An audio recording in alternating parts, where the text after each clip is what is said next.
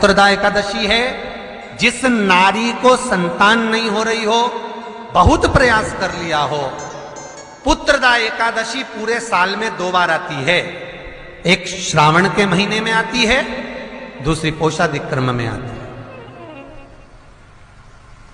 कि जो पुत्रदा एकादशी होती है, ये संतान की वृद्धि करने वाली होती है। शंकर जी के मंदिर में जाकर, भगवान शिव के मंदिर में पूजन करके घी का 1 कटोरी में घी और 1 कटोरी में खीर शंकर के सामने रख देते हैं। भगवान शंकर के मंदिर पर चौखट पर घी का दिया लगा देते हैं।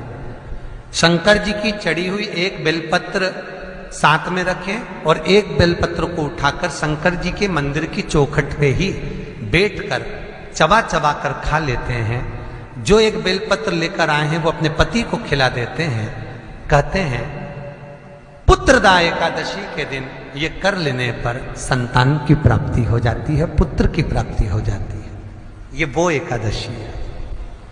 तो एकादशी का व्रत रहेगा तो मेरा ना जाने कितना कितना पाप, कितना कितना असत्य, कितना कितना झूठ, कितना कितना प्रपंच वो समाप्त हो जाए। एकादशी के जो 18 नियम है, उन नियम में दूसरा नियम है कि शिव की आराधना हो, कृष्ण की आराधना हो, भगवत स्मरण हो।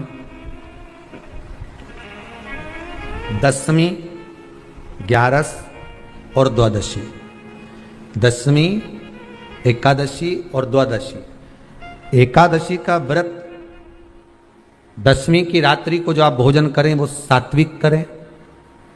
एकादशी के दिन भोजन ना करें, अन्न का भाग ग्रहण ना करें, अन्न का भाग ग्रहण ना करें।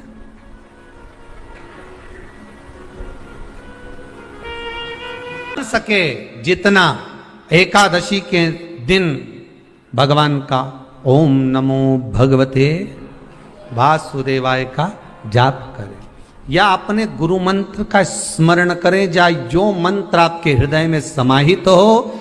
श्री शिवाय नमस्तुभ्यम, ओम नमः शिवाय, राम कृष्ण शिव, जो मन पड़े उसका भजन करें, पर दिल से करें। जितनी देर करते बने उतना देर करें।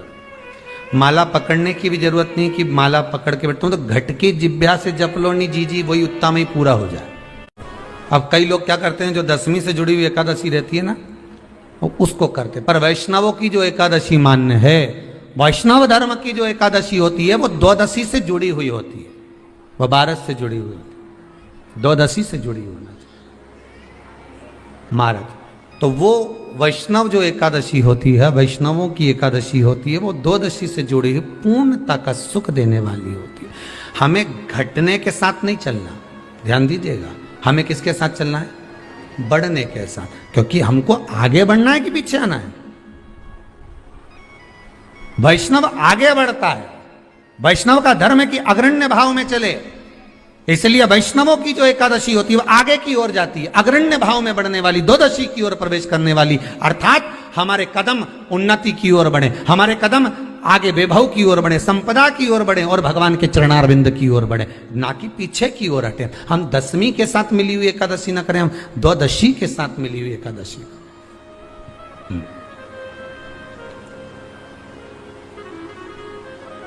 वैष्णव एकादशी। फिर अगला वर्णन किया गया महाराज, शास्त्र कहता है, अगला वर्णन जो किया गया उसमें बताया, प्रयास करें जिस दिन एकादशी हो उस दिन घर में बुआरी, झाड़ू आदि जो लगती है वो दूसरा लगा लें। क्यों? उसका वर्णन है, अगर आप बुआरी लगाएंगे, झाड़ू लगाएंगे, पोछा लगाएंगे तो हो सकता है कोई जीव आपके हाथ के द्वारा मर जाए। अब एक तो क्या कहा गया कि प्रयास करिएगा कि एकादशी के दिन कोई वृक्ष की, कोई डाली की, कोई कोपल की कोई पत्ती ना तोड़ी जाए। क्यों? तो कहा अगर उस पत्ती को हम तोड़ देते हैं, वृक्ष की पत्ती को या क्यारे में लगी हुई कोई डाली की पत्ती को हम तोड़ देते हैं तो एकादशी का पुण्य फल प्राप्त नहीं होता। एकादशी का कोई फल हमारे खाते में नहीं जाता, पुण्य फल प्राप्त। अब फिर भले तुम चाहे तुमने मोरधन खाया हो, चाहे तुमने फिर चिप्स खाई, और चतुर्थी का व्रत करने वाले हैं, बहुत ध्यान से आज की कथा सुनना कि एकादशी का आपसे आपके बच्चे पूछेंगे, मम्मी हम भगवान विष्णु का दर्शन करते हैं, हम राम जी का दर्शन करते हैं, हम कृष्ण भगवान का दर्शन करते हैं, हम भवानी माता का दर्शन करते हैं, हम शंकर जी का दर्शन करते हैं, हम सारे देवी देवताओं का दर्शन करते हैं, पर ये एकादशी माता तो कभी नजर ही नहीं आती।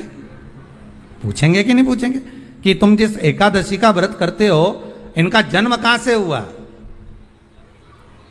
कहां जन्मी थी? एकादशी की जन्मस्थली कहां है? भाई भगवान कृष्ण की जन्मस्थली तो मथुरा है, श्री राम जी महाराज की जन्मस्थली बोल दो जम के अयोध्या है।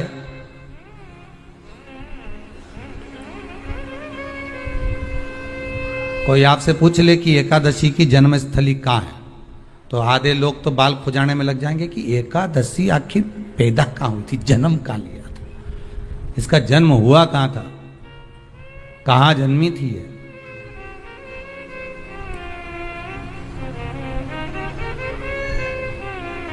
इसका जन्म स्थल है कहां?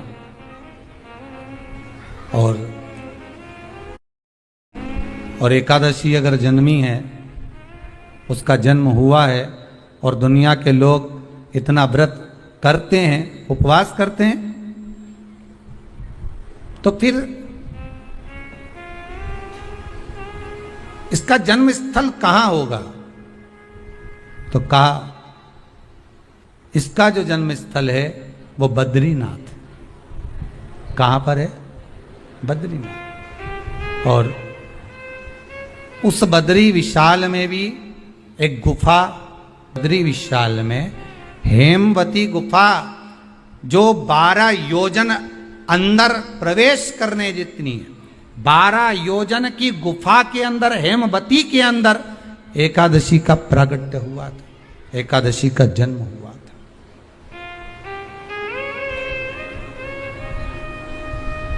अब तो बता सकते हो ना कि कोई पूछे कि राम जी का जन्म अयोध्या में हुआ, भगवान कृष्ण का जन्म मथुरा में हुआ, और कोई पूछ ले आपका जन्म कहां हुआ था, अपन कह सकते ना सीहोर में हुआ हमारा। देती है कि बल्लभ कुल की एकादशी करो, भले बकरी जैसे चरो पर एकादशी करो, और सबको एकादशी कराया। तो कोई पूछ ले कि एकादशी का जन्म कहां हुआ था, तो आप कह सकते हो कि बद्री विशाल में, हेमावती में, बद्री विशाल के हेमवती गुफा के अंदर जो 12 योजन की गुफा है, उस गुफा में एकादशी का जन्म हुआ। कब हुआ?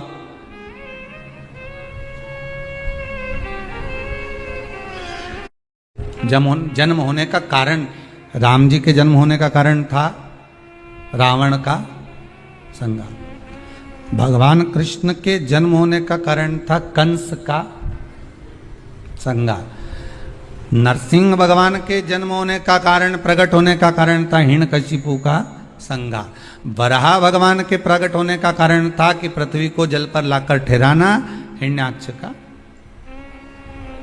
संहार।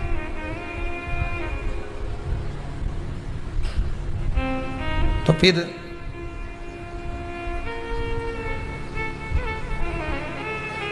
इसके जन्म का कारण क्या है? तो कहा इसके जन्म का केवल एक कारण है। सतयुग में, अब एक और बात का बहुत ध्यान दीजिएगा महाराज, सतयुग एक बार नहीं हुआ कि तुम सोचो कि सतयुग के बाद में द्वापर, त्रेता आ गया, त्रेता के बाद द्वापर आ गया, द्वापर के बाद कलयुग आ। एक सतयुग नहीं है, एक त्रेता नहीं है, एक द्वापर नहीं है, ना जाने कितने कितने सतयुग निकल गए, ना जाने कितने कितने द्वापर, त्रेता, कलयुग, ना जाने कितने निकल गए।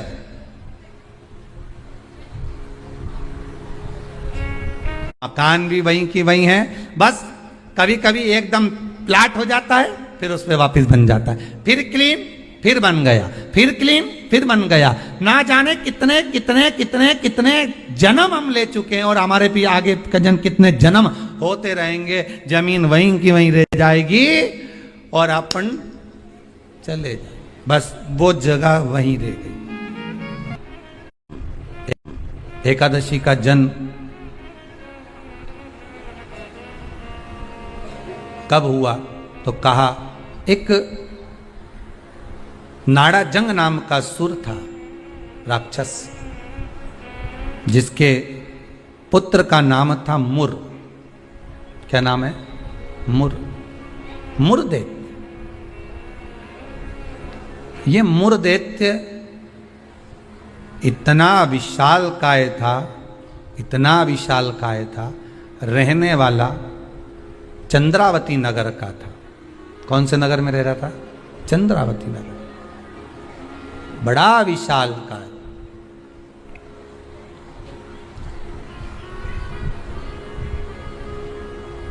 इसमें बल इतना था, इतना बल था कि एक दिन मुरदैत्य ने तप साधना कर कर, दान पुण्य कर कर, स्मरण कर कर सारा पुण्य अपने खाते में रख लिया। आपको कल कथा में कहा था, उद्यापन करना मतलब उतने व्रत का पुण्य अपने खाते में जमा कर लेना, फिर वो समाप्त नहीं हो सकता। उस पर सील ठप्पा लग गया मतलब ये प्रॉपर्टी तुम्हारी हो गई। उद्यापन करना मतलब ये इतने व्रत तुम्हारे खाते में चले गए। अब ये व्रत तुम किसी को ना तो कहीं जा सकते हैं ना छिन्न हो सकते, क्योंकि इसका तुमने उद्यापन कर दिया। उस रंग नाम का सुर था, राक्षस, जिसके पुत्र का नाम था मुर। क्या नाम है? मुर। मुरदैत्य। ये मुरदैत्य इतना विशालकाय था, इतना विशालकाय था, रहने वाला चंद्रावती नगर का था। कौन से नगर में रह रहा था? चंद्रावती नगर। बड़ा विशालकाय।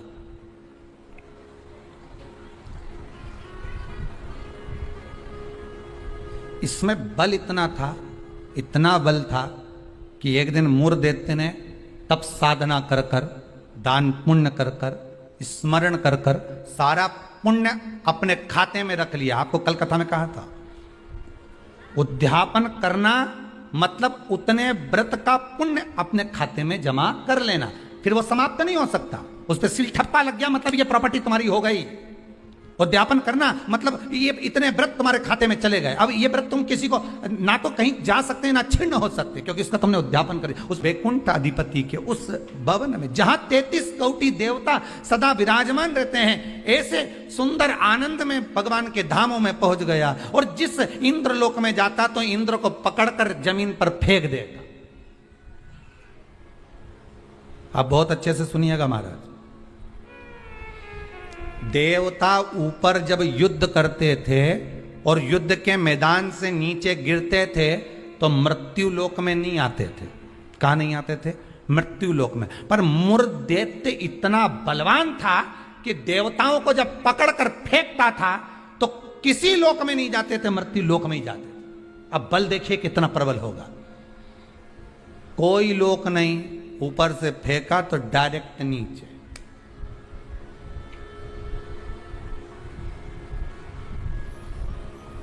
सीधे नीचे। लोकों पे चढ़कर जो नृत्य करना प्रारंभ करा, जम जम के नाचना, तो सारे लोक हिलने लगे और जितने उसमें 33 कोटि देवता रह रहे थे सब मृत्यु लोक में गिर गए। अब सारे लोक में किसका राज्य हो गया? जम के बोलिए जरा। उस मुरदैत्य का। सारे लोग खाली।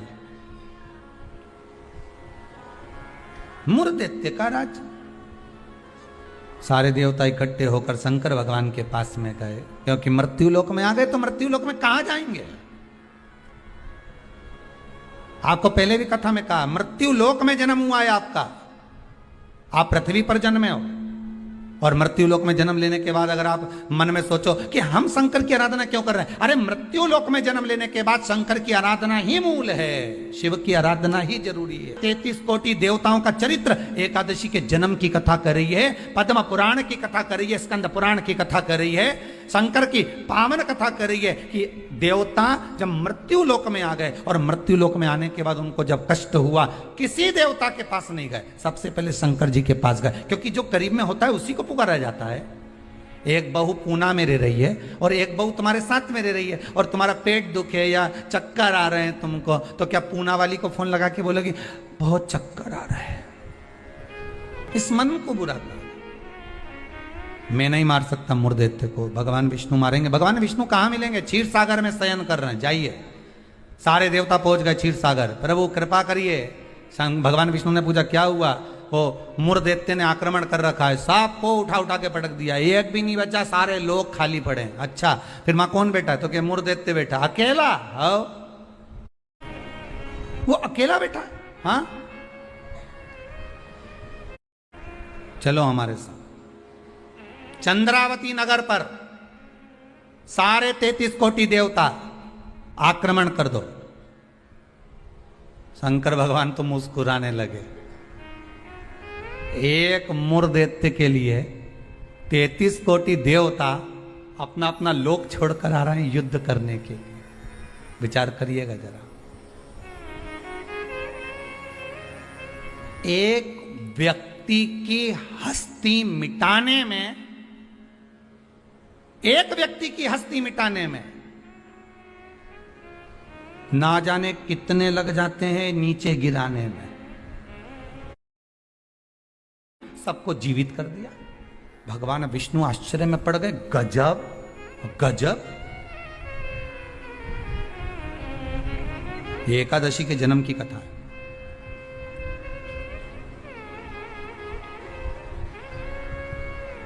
गजब हो गया। इतने सारे मरे और एक क्षण में भगवान ने तो सुदर्शन फेंका ने, सब घूम के गया ने, सबके मार के आया।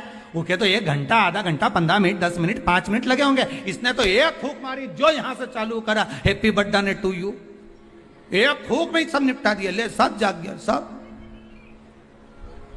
जैसे वो 11 साल हो तो लोग 11 मोमबत्ती जला। हमारे यहाँ तो कहीं नियम नहीं है। हिंदू धर्म के शास्त्र के अनुसार ये नियम नहीं है कि मोमबत्ती को बुझाओ कि दिया बुझाओ। हमारे यहाँ तो जन्मदिन मनाओ तो दिया जलाओ। और पहले बात तो जन्मदिन मनाओ तो पहले सोच के मनाओ कि 14 साल के हो गए, मतलब भगवान के करीब जाते जा रहे हैं।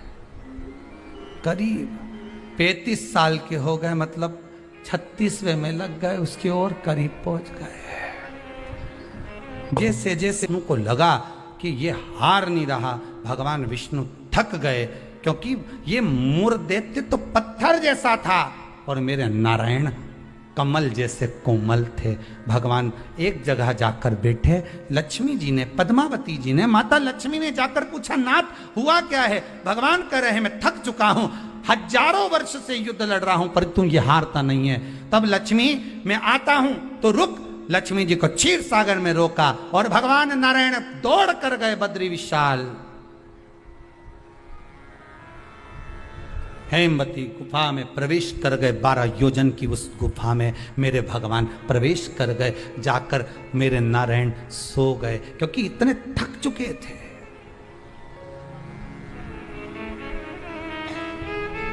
हमें मुर्दैत्य ढूंढते ढूंढते उस हेमवती गुफा के अंदर प्रवेश करने लगा। हेमवती गुफा में जैसे ही प्रवेश करा, उस समय पर पाप पुरुष, कौन सा पुरुष है? पाप। व्यक्ति का जो पाप होता है, जब वो पुण्य वाली जगह पर जाता है, सत्कर्म वाली जगह पर जाता है, तो उसका जो पाप पुरुष है, उसका जो पाप है, वो उसके सामने आकर खड़ा हो जाता है। बहुत ध्यान देना। क्यों कहते हैं कि मंदिर जाओ? क्यों कहते हैं तीर्थ जाओ? क्यों कहते हैं सत्संग में जाओ? क्यों कहते हैं कथा स्मरण में बैठ जाओ? हम भजन में गए, जैसे ही हम कथा में गए, जैसे हम कीर्तन में गए, जैसे हम स्मरण में गए, जैसे ही भगवान की भक्ति में हम पहुंचे, हमारा पाप जो हमारे सम्मुख में था, हमारे साथ में था, वो पाप हमसे दूर हो जाता है। और मुर्दैत्य के सामने वही पाप पुरुष आकर खड़ा हो गया।